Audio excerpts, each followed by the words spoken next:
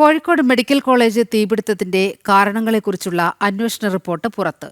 കെട്ടിട നിർമ്മാണത്തിലെ ഗുരുതര പിഴവുകളും സുരക്ഷാ വീഴ്ചകളും ചട്ടലംഘനങ്ങളും എണ്ണിപ്പറയുന്നതാണ് സബ് കളക്ടർ നേതൃത്വം നൽകിയ അന്വേഷണ സമിതിയുടെ കണ്ടെത്തൽ.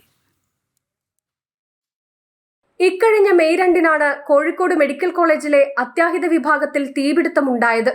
തുടർന്നാണ് തീപിടുത്തത്തിന്റെ കാരണങ്ങളെക്കുറിച്ച് അന്വേഷിക്കാൻ സബ് കളക്ടറുടെ നേതൃത്വത്തിൽ അന്വേഷണ സമിതിയെ നിയോഗിച്ചത്.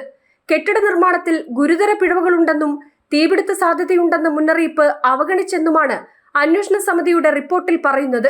പുകയുയർന്ന MRI മെഷീന്റെ UPS മുറിയിലെ ബാറ്ററി സിസ്റ്റത്തിന്റെ അറ്റകുറ്റപ്പണികൾ നടത്തണമെന്ന് നിർദ്ദേശിച്ചിട്ടും അതുണ്ടായില്ലെന്നും റിപ്പോർട്ടിൽ ചൂണ്ടിക്കാണിക്കുന്നു. UPS മുറിയിൽ വെന്റിലേഷൻ സൗകര്യങ്ങളില്ല, എമർജൻസി എക്സിറ്റോ തീ പ്രതിരോധ സംവിധാനമോ ഉണ്ടായിരുന്നില്ല. ഇങ്ങനെ ഉദ്യോഗസ്ഥ തലത്തിൽ ഉണ്ടായിട്ടുള്ള അനാസ്ഥകൾ ഓരോന്നും ചൂണ്ടിക്കാണിക്കുന്നതാണ് റിപ്പോർട്ട്. ഉണ്ടായ ഗുരുതര പിഴവുകൾക്ക് പരിഹാര നിർദ്ദേശങ്ങൾ കൂടി മുന്നോട്ട് വെക്കുന്നുണ്ട് റിപ്പോർട്ടിൽ. ജനം, കോഴിക്കോട്.